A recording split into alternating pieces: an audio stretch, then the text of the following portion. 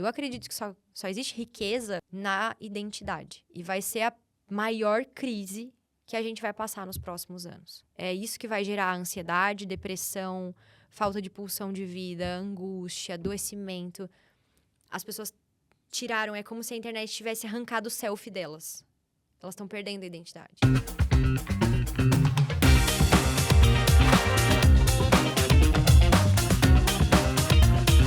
Olá, eu sou o Cleiton Maranhão e esse é mais um Hotmartcast com uma convidada especialíssima. Ela é escritora, ela é empresária, ela é mentora, tem mais de 30 mil alunas em 41 países, referência no feminismo moderno. Ana Lisboa, seja muito bem-vinda ao Hotmartcast. Muito, muito obrigada. É uma honra estar aqui com vocês. E, gente, já vamos começar com polêmica?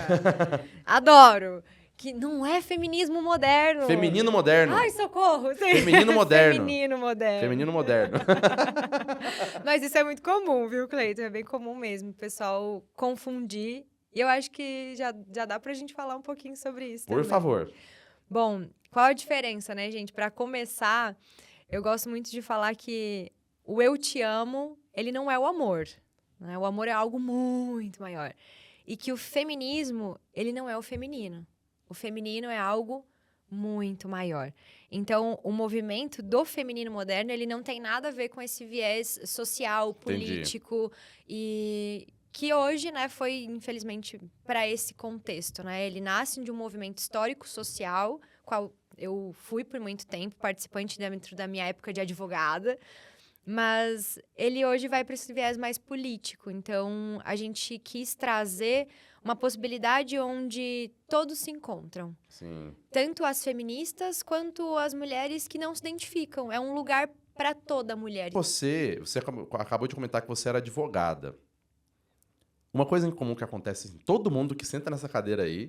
Olha, gente, Olha é a maldição da cadeira. Mas todo mundo passou por uma transição de carreira. Olha. E, assim, praticamente todo mundo estava em alguma coisa antes e se identificou com um outro viés de carreira, com outro ponto de vista, alguma coisa que brilhava mais o olho e que, coincidentemente, até dava mais dinheiro depois de um tempo, né? Sim. Como que você foi de advogada a essa mentora de mais de 30 mil mulheres? Então, eu acredito muito, quando eu falo em pertencimento, que o primeiro pertencimento, porque é um desejo universal, né? Então, a gente compra as coisas, a gente se vincula a partidos, a ideias, a universidades. Então, quando eu entrei no direito, por exemplo, eu comecei a me vestir com um dos meus colegas do direito. A gente compra um Vademé, com quem está me escutando do direito sabe do que eu tô falando, que é aquele livro gigante, que você vai usar só lá no terceiro semestre, mas se você não comprar no primeiro, você não é gente. E eu acho que isso acontece desde criança, então com os brinquedos, na adolescência acontece muito forte, porque a gente precisa criar nossa personalidade através da imitação, da projeção e da repetição, que é os nossos mecanismos neurológicos, então a gente precisa de espelhos. E dentro desses espelhos eu vou observar o que está dando certo, o que eu me vinculo, e eu vou tentar ser daquela forma. E aí eu cheguei nesse lugar no direito onde eu queria pertencer. E para pertencer eu fiz de tudo, mas assim, de tudo.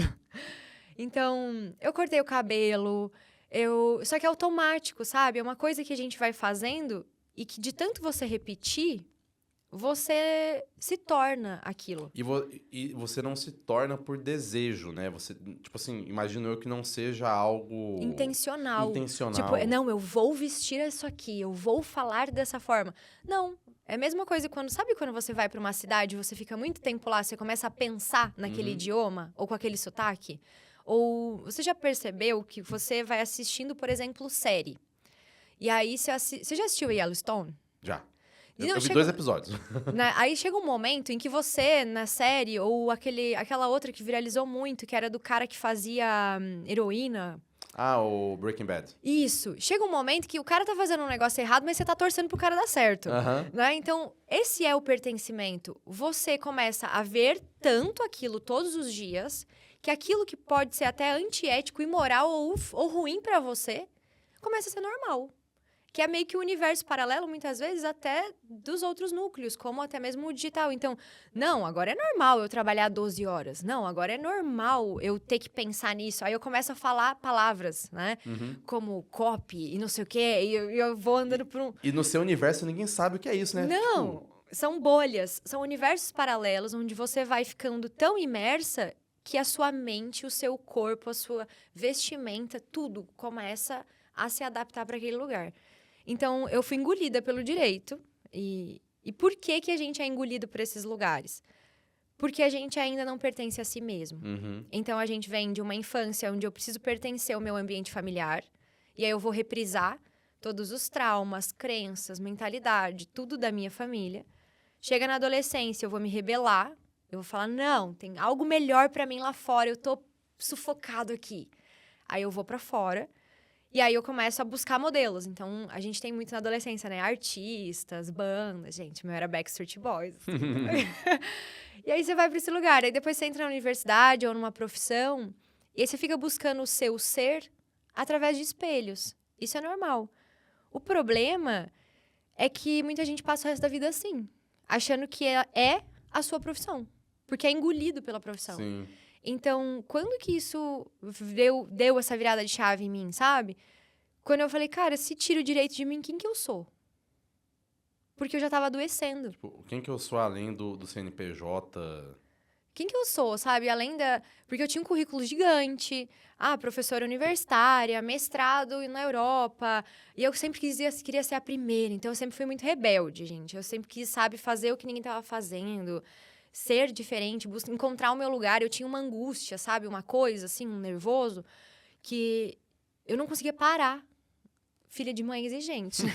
Mas deve acontecer bastante. Inclusive, é uma coisa engraçada que a gente sempre comenta aqui, né? A quantidade de ex-advogados e advogadas que vem nesse podcast. É muito. É muito. E muito disso. Será que é porque a primeira profissão dela ali, de formada, às vezes nem foi escolhida por ela? Não foi. Pega essa chave. A primeira profissão da gente, ela é escolhida pelo nosso sistema familiar. E principalmente pela nossa ferida infantil. Então, você pode ter certeza que se você entrevistar outros advogados aqui, você vai falar com advogados e eles têm feridas emocionais de injustiça. Então, geralmente são filhos que os pais trabalhavam demais, crianças que não se sentiram vistas, desordens familiares onde eles não conseguiram organizar a vida financeira dos pais, não conseguiram fazer algo na infância. E eles vêm com esse senso de justiça e de colocar ordem na vida dos outros. Então, a gente sempre vai transpor... A gente tem 5 feridas emocionais, né, principais. Então, essas feridas, elas vão virar a nossa escolha profissional depois. Só que, se a gente não cura elas acabam nos engolindo depois. Porque aquela dor que eu vivi em casa vai se repetir na minha profissão. Boa. E aí, aquilo vai doer muito. E foi nesse lugar que eu resolvi fazer a transição de carreira. Porque doía tanto... E eu não sabia, eu não tinha consciência. E ninguém tem, gente. Agora vocês estão ouvindo, devem estar pensando, será? Não tinha, eu não sabia. A gente racionaliza depois que a gente faz a mudança, né? E quando a gente vai pra terapia. Então, a terapia mudou a minha vida. A terapia mudou completamente a minha vida. A terapia me trouxe para esse processo, que hoje é o que eu conduzo as pessoas, de primeiro você pertence a si mesma. E aí você constrói um lugar... para as outras pessoas pertencerem a elas mesmas dentro desse lugar. Que é um lugar de autonomia, de autenticidade, de... Não importa se é feminismo, se é feminino, se é masculino, seja quem você quiser ser. Mas aqui existe um conjunto de regras, que é o mínimo da moral e da ética, mas você tá livre para ser você. Anda de qualquer jeito, se veste do jeito que você quiser, fala o que você quiser, desde que seja a sua verdade e respeite os meus limites. Então... Eu cheguei num lugar dentro do direito onde eu já não sabia mais quem eu era. E eu acho que esse é o rolê que acontece com a galera na transição de carreira. Que você fica tão cansado de tentar buscar esse sucesso ou aquele referencial top dentro daquela profissão.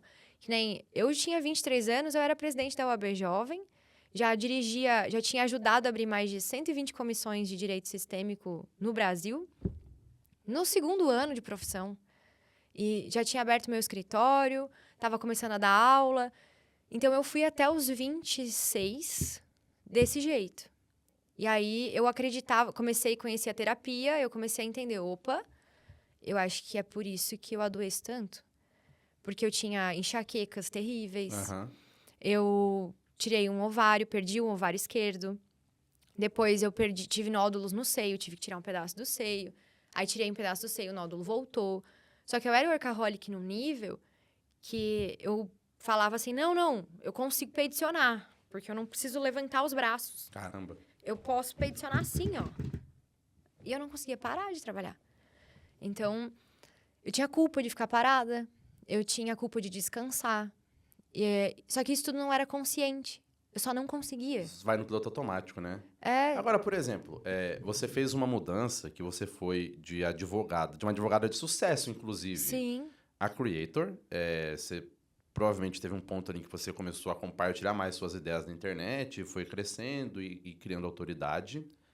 E a gente sabe que a vida de quem é creator, de quem faz conteúdo, também não é de pouco trabalho. não. Ei, gente, você tá assistindo esse negócio, você não vai se iludir que vai fazer a transição de carreira e vai parar de trabalhar, não. Mas imagino eu que você teve algum momento que você percebeu que você era workaholic, aí beleza, você fez a transição para ser uma criadora de conteúdo. Como que fica a sua relação com o volume grande de trabalho que exige a criação de conteúdo? Você já consegue hoje em dia, tipo assim, calma lá, eu preciso colocar um limite nisso aqui? Sim. E aí é que nasce o feminino moderno. Porque quando eu adoecia sem parar, eu fui parar numa coisa que chamava constelação familiar. E eu tava noiva, com casamento marcado, apartamento comprado, era o meu primeiro namorado, a gente namorava há quase 6 anos. E já com 1000 planos dentro do direito, fazendo especialização, um monte de coisa. E aí, dentro dessa palestra que eu assisti, o cara falou assim, vou falar pra vocês, prestem atenção nisso. Talvez você esteja vivendo a vida dos seus pais. E eu falei, esse cara tá até louco. Meu pai é eletricista. Minha mãe é professora de escola pública. Eu venci na vida. Eu já tô aqui, eu me formei cedo, eu tenho 1000 possibilidades, já tô fazendo dinheiro. Porque era isso que eu via. Eu só via o material. E aí ele falou assim, olhe para a relação do dinheiro das mulheres da sua família. Aí eu olhei para a relação e falei, eita, minha mãe é meio enrolada com dinheiro. Minha avó tinha que ficar pedindo dinheiro pro meu avô. E a minha mãe também se enrola e acaba pedindo pro meu pai. Eu trabalhava num escritório de advocacia e ganhava 2% daquilo que eu fazia, para fazer tudo. Uhum. Ou seja, eu já tinha 2 especializações, faculdade, o caramba, 4, mas eu estava fazendo o mesmo padrão que as Você era mulheres da minha refém família. ainda do sistema que você tava ali. Exatamente. Aí ele falou mais, ele falou, olha para as relações amorosas delas. Aí eu falei, minha mãe casou com o primeiro namorado, minha avó casou com o primeiro namorado, meu Deus, eu vou casar com o primeiro namorado. Tem alguma coisa errada nesse rolê, não tá certo. E era essa a angústia que eu tinha, sabe? Desse vazio que eu tapava com mais um curso, mais um livro, mais roupa. Aí me endividava porque eu comprava as coisas e nunca chegava. E aí, então eu fui pra terapia e conheci o lado holístico da coisa. Aí fui pro Tantra, fui pra tudo quanto foi coisa, assim, de terapia, meditação. E eu falei, legal, lindo, agora eu tô conseguindo entender que existe uma essência em mim. Criativa, expansiva, que eu era. Se eu chegasse assim antes, eu ia chegar assim, gente. Sabe, dura, rígida. E era por isso que o meu corpo adoecia, de tanta rigidez, de estresse, de colapso, liberação hormonal errada, de cortisol, enfim. E aí eu, soltei. Só que ao mesmo tempo eu olhava para aquela galera e eu pensava, gente, eu não vou botar sangue de menstruação na planta. Eu amo também escrever, ser professora, andar de blazer. Uhum. Tudo bem, não quero que o blazer seja mais preto, mas eu não pertenço a esse lugar aqui também. Existe um caminho do meio ali, né? E aí eu falei, tá, e se existir um lugar onde eu não preciso mais ser militante, rígida, braba, brigar com todo mundo, porque isso era uma ferida minha, uma defesa minha, mas eu também não sou Hare Krishna. Então, onde que eu posso juntar tudo? Que eu posso botar um blazer, mas eu também posso dançar, que eu posso dar palestra de pé descalço, que eu posso ser eu, que eu posso ser criativa. Não existe esse lugar, então esse lugar vai existir agora. E vai ser, a gente brinca, né? Do louvor ao tambor. De tudo. E aí a gente trouxe a comunidade. Então, assim, respondendo a sua pergunta, hoje eu trabalho muito, Muito. Inclusive, assim, galera, a Ana nem mora no Brasil e ela tá com uma agenda muito curta aqui e topou fazer uma passagem aqui com a gente. É surreal, assim. Se eu falar pra você quantas noites eu dormi na minha casa esse ano, não junta 30. Então, é realmente uma coisa que tomou a minha vida. Só que existe uma diferença muito grande. Hoje é a minha vida. É o que você quer, né? Hoje é o que eu quero. Então, quando você tem que gravar, e quem entende aí e produz conteúdo sabe do que eu tô falando, que você pega um script e você não consegue gravar, ou você tenta gravar 1000 vezes aquela aula e não consegue, ou você posta um vídeo e não gosta da sua própria voz, não gosta do teu próprio stories, cara, isso não vai performar. Nem você gosta. Você tem que estar afim daquilo, né? Exatamente. Então, o que eu tenho hoje? Eu tenho consciência do que o meu corpo precisa. Eu tenho consciência a nível terapêutico, emocional, psicológico. Então, eu tenho rituais. As manhãs, pra mim, as manhãs são pra mim. As tardes são pro trabalho e as noites são pra minha família. Então, é sempre assim? Não é sempre assim, mas essa é a minha prioridade. Então, eu gosto de nadar. Eu não sou aquela que consegue meditar parada, que eu tenho Já devem ter percebido, né, gente, que eu sou meio agitada. Então, eu fui pegar esportes como natação, dança. E o que eu entendo? Que quando eu tô nadando, isso tá me trazendo dinheiro. Que quando eu tô dançando, isso tá me trazendo dinheiro. Porque é nesse lugar onde eu me conecto com o meu espírito de criatividade. Mas, sabe, não sei se você já leu um livro chamado Harebrained Tortoise Mind. Cérebro de lebre, mente de tartaruga. É de um pesquisador chamado Guy Claxton. Ele fala justamente disso, que a gente desenvolve melhor a nossa inteligência e criatividade quando a gente tá pensando menos. Claro! É igual aquele rápido e devagar. Sim! Que, tipo assim, beleza, a gente tá no flow ali de trabalho, a gente vai produzir. Só que de onde que vem essa produtividade? Desse momento. E você acabou de comentar um negócio muito massa, que é, por que a gente vai empreender, afinal de contas? É pra virar refém do CNPJ que a gente abriu? Não, né? Tipo assim... Não, porque senão esse lugar... Porque assim, as pessoas falam, nossa, mas então você odeia o direito? Não, gente, mas é que eu deixei com que ele fosse eu e não eu ser sabe? Ele ser um instrumento meu. É diferente, eu sou a Ana e o direito é meu instrumento. O contrário estava acontecendo. Eu era o direito e a Ana era o instrumento. Eu era a marionete do meu trabalho. Hoje não. Hoje, se eu quiser falar assim, galera, pro time, não vou postar. E a gente tem um time de marketing enorme dentro da empresa. E aí eu falei pra galera, o nosso próximo lançamento vai ser sobre isso. Sobre cansaço, sobre essa despersonificação, sobre essa aceleração. E aí eu falei, galera, qual a melhor forma da gente fazer com que elas sintam isso? É também deixar elas no vazio. E aí a galera surtou, sabe? Ana, onde é que você tá? O que foi que aconteceu? E desejando melhoras, sabe? Eu sei que você tá precisando de um tempo, que você corre demais, melhoras. Eu falei, cara, olha como é. A galera tá tão louca que ficar em silêncio é uma coisa que precisa de melhoras. Você tá doente se você tá em silêncio. Então, é isso que eu quero trazer para elas. Então, eu tirei a obrigação. Hoje em dia, qual é a rotina que você encontrou que te faz criar num ritmo que é saudável para você e que mantém a empresa saudável também? Então, a gente passou por esse período. Não vou dizer que eu não passei, gente. Ah, meu Deus, tá 4 anos do digital e nunca colapsou. Colapsou. E foi nesse lugar, não cheguei a ficar como eu fiquei no direito, é óbvio, porque esse é o bom do autoconhecimento, você passa pela coisa, entende a coisa, logo que ela tá se aproximando, você vê, opa, tipo, sensor de ré do estacionamento, sabe? Tá chegando, para. Então, eu fazia tudo, Cleiton, eu fazia tudo. No marketing, assim, eu tinha uma copy, tinha social media, mas eu sempre fui essa pessoa que estava na frente da rede de marketing, porque eu comecei tudo sozinha. Então, eu era a maluca que fazia o link da Hotmart, fazia tudo, fazia no Canva, fazia os slides, subia as aulas. E eu sempre fui muito... Com a questão da universidade, eu trouxe tudo isso para cá. Então, eu fazia as grades acadêmicas das aulas, tudo bonitinho. Então, eu que fazia os posts, tudo. E eu ainda faço eles. Então, chegou um momento, foi o ano passado isso para mim, que com a demanda de palestra, viagem, começou a prejudicar a empresa. E eu falei, Senhor, ok. Como? Porque vem aquela exigência, sabe? Porque eu criei a nossa comunidade, e por essa razão os nossos números são tão bons no orgânico, porque elas sentem que sou eu. Então, foi uma transição muito difícil de eu conseguir entender quem é a Ana e quem é a Conhecimentos Sistêmicos. E eu tive que fazer, que é preciso ter processos. Porque a minha criação, ela acontece no flow. Então, por exemplo, essa semana tem uma linha editorial de X para falar. Chega na quarta-feira, eu tô nadando, ou eu tô tomando banho, ou eu tô fazendo nada, e me vem uma percepção de, não, agora, escreve isso. Fala sobre isso, que é aquele post que bota a galera a chorar, sabe?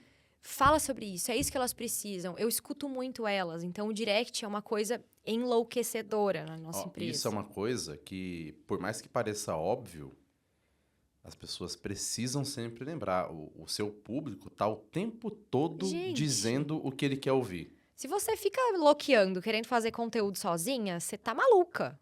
Porque o seu público vai te dar todo o conteúdo. Sempre. E outra coisa, a gente até falou disso num evento ontem, que e não é 100% do seu público que consome 100% do seu conteúdo. Não. Então, às vezes, você pode voltar em alguns assuntos tá tudo certo. Foi esse o timing que a gente pegou. Então, assim, o que eu comecei a fazer? Eu gravo muito podcast, tinha muito evento presencial, palestra. Eu comecei a gravar isso. E aí, a gente passou pro editor de vídeo e foi isso que fez a gente crescer mais de 300 mil seguidores em um ano, orgânico. Porque a gente começou a fazer o seguinte, vamos ter então um processo. A gente vai postar 2 reels por dia da Ana. E aí, o post, que é algo que a Ana gosta de fazer, ela faz quando ela quer. Então, a gente fica soltando aqueles vídeos, né, sobre conteúdos que são conteúdos muito bons, porque eu tenho uma exigência... Filha de mãe exigente, continua exigente. Então, a gente vai pegando aulas que já passaram, porque toda turma eu atualizo. E as aulas são muito boas. Então, essa que você viu, por exemplo, da uva e da maçã, ela foi toda gravada num palácio em Portugal. E é um curso inteiro que eu já regravei um novo agora. E ele é maravilhoso. Então, o que eu vou fazer? Eu vou cortar e vou começar a soltar pílulas dele, que é um vídeo muito bom. Então, tô sempre me atualizando. O conteúdo que ficou para trás vira munição, então, para as redes sociais. E aí, a gente fez esse processo de soltar 2 reels dia e deixar comigo. Tanto que você pode ver, não tem design, os meus posts eu que faço no próprio Stories. Então, eu vou lá no Pinterest, eu pego as imagens. Por isso que as pessoas falam, caralho, sensacional, os carrosséis viralizam. Porque eu escolho. Então, se eu tô falando que você quer se esconder, enquanto você se esconder, eu vou procurar uma arte renascentista que passe aquele sentimento. Então, eu falo que o meu trabalho, ele é artístico ali. Eu falo que eu não sou criador de conteúdo, eu sou artista. Eu acho que você acabou de entregar um ouro pra muita gente. Porque, assim, eu tô em muito grupo de mastermind, né? Grupos de negócios que tem 40 a 200 empresários e empresárias ali compartilhando as dores. Uma dor frequente. Ah, meu time não consegue fazer conteúdo como eu faço. Nunca vai conseguir. Não vai. Não vai. Para, que você vai se frustrar. Nunca vai conseguir. Só que é 880, porque ou a pessoa deixa tudo pro time, ou ela quer fazer tudo. E você trouxe agora aí algo que é tão, assim, simples na hora que você fala, né? Mas que é incrível. Olha só, eu tenho minha fonte de material aqui, que é meu podcast. São os eventos que eu vou, as palestras que eu dou, as falas que eu faço. Isso tudo vira uma fábrica de Reels e deixa eu postar quando eu quero. Caramba, Isso. genial. Aí eu tenho as frases, né, que são frases muito emocionais minhas, coisas que eu sinto. Eu vou lá, faço elas no Stories e solto. Aí a gente tem, tipo, quadros, né? Então tem a terça do sacode, que é terça de manhã soltar um carrossel que vai quebrar elas no meio de... Olha aqui, olha pra sua vida. Então, a gente tem esses carrosséis.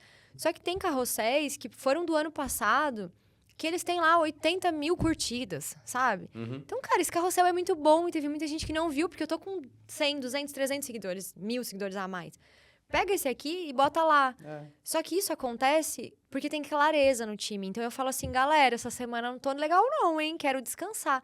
Ou simplesmente não quero fazer, sabe? Então, eu tenho liberdade dentro do meu time de falar. Eu acho que eu cheguei nesse ponto ano passado, quando ficou apertado pra mim, e eu entendi muito isso. Quem é creator é artista. Sim. E toda vez que você pressiona um artista, toda vez que entra a obrigação, eu adoro essa frase, toda vez que entra a obrigação, você perde o tesão. E eu preciso ter tesão de criar. Um bom post, um bom vídeo, uma boa palestra, aquela que o cara sente o tesão, sabe? Então, não me bota obrigação.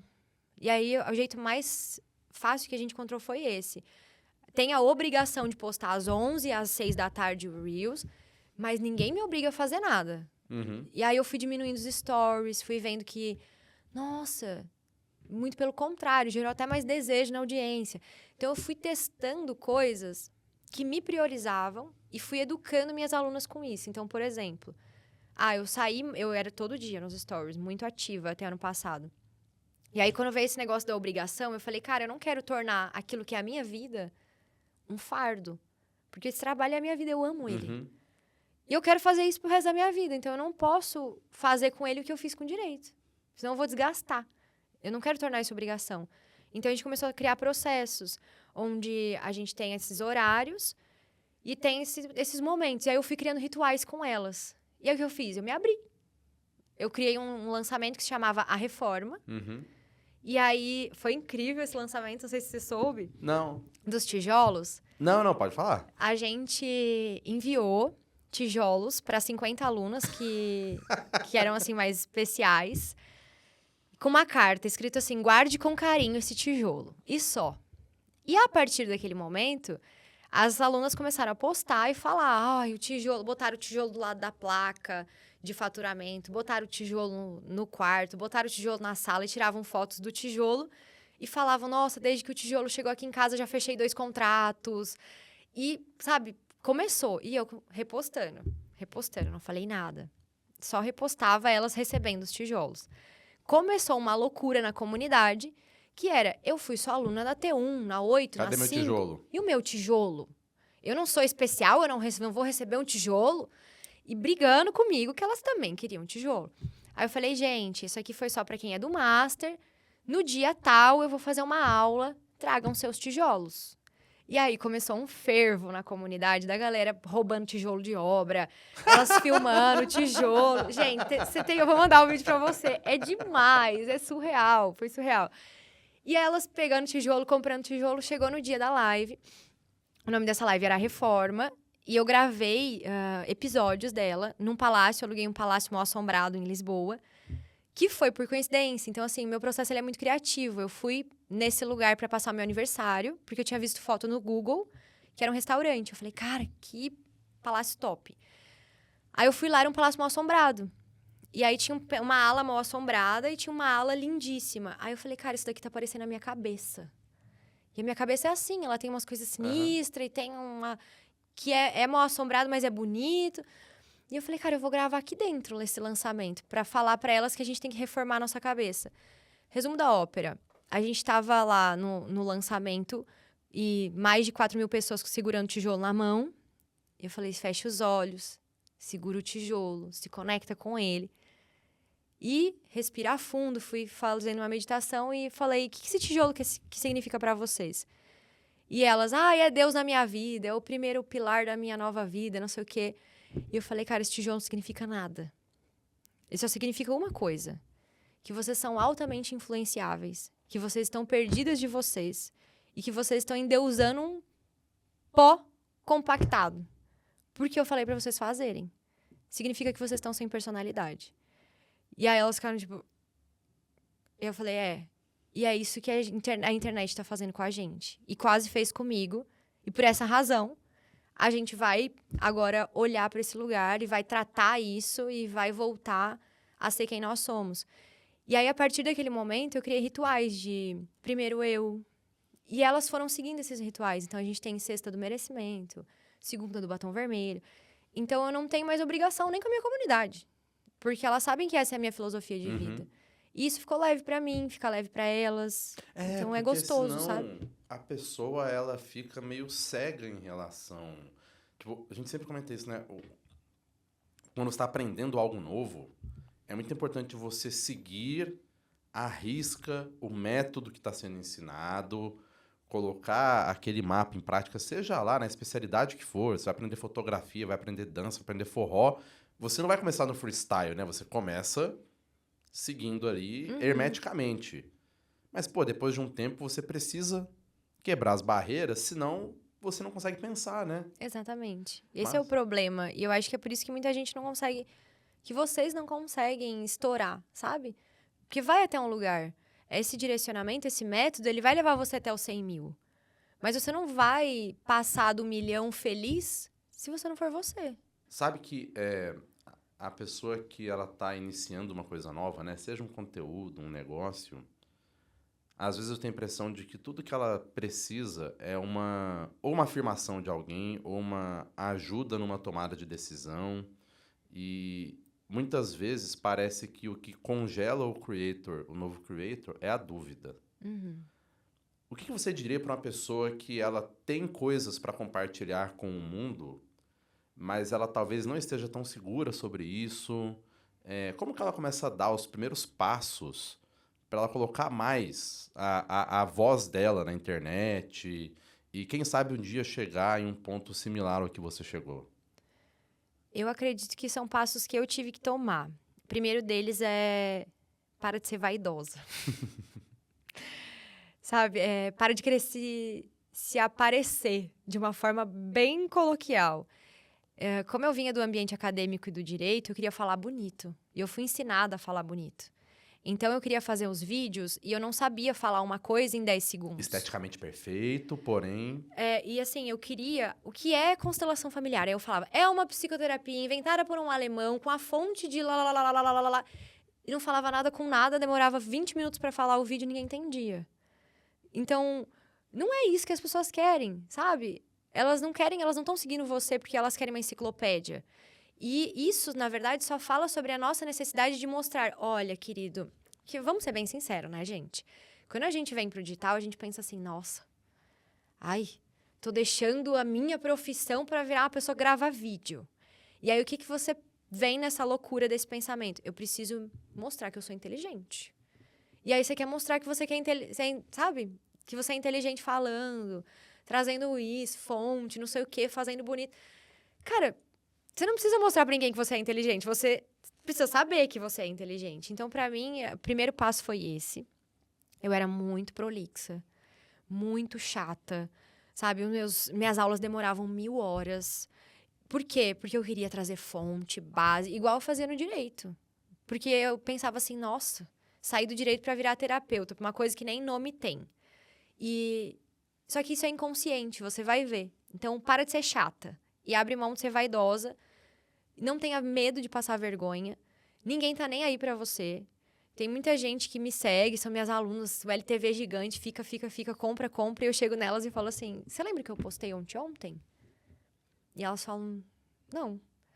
Eu falo, nossa, mas você não me ama? Você falou que me amava. Mandou uma mensagem no meu direct falando que me ama. Você não lembra mesmo que eu postei ontem? Ontem? Não. Pois é, ninguém lembra. Então, é isso, sabe? Para de ser louco. Ironicamente, a gente não é tão importante. A gente é importante pra si. Isso. Mas, tipo... E você tem que saber que você é inteligente, você tem que saber a fonte, você tem que... Então, eu parei de ficar repetindo. Foi isso, vaidade, abrir mão da vaidade. 2, abrir mão da perfeição. 3, eu sempre fui uma pessoa irônica. Então, assim, esse era o meu tempero, sabe? A ironia, a graça, fazer umas vozes diferentes, imitar as pessoas. E eu não fazia isso, né? No direito, é óbvio que eu não ia dar uma aula assim, batendo, estalando o dedo. E aí eu comecei a fazer, quer saber? Vou fazer.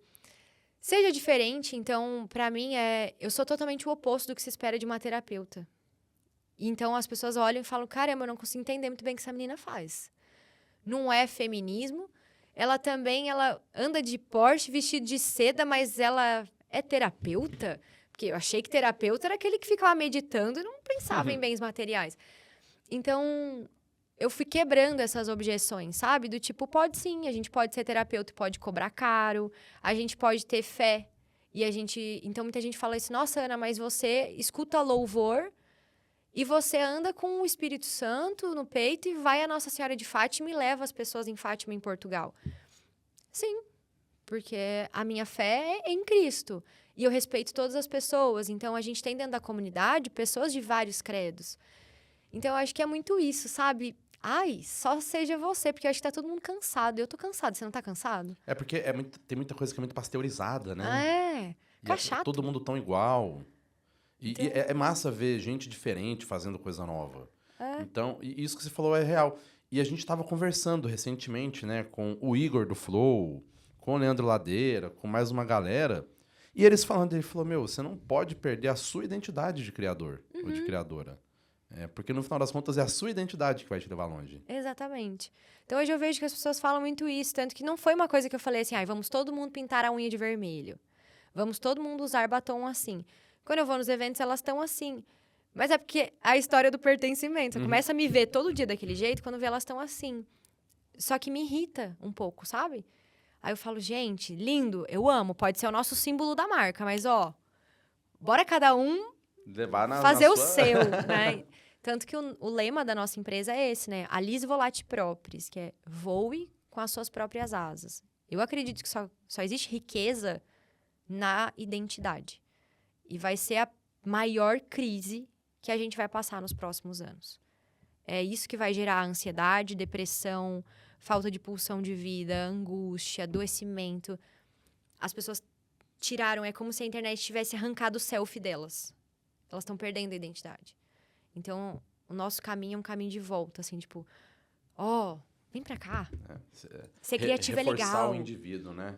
Eu acho que com a sua mensagem de voe com as próprias asas, a gente chega num momento alto e excelente para finalizar esse papo que foi tão bom que por mim poderia durar, assim, 3, 4 horas. Voou, gente! Voou, foi muito rápido.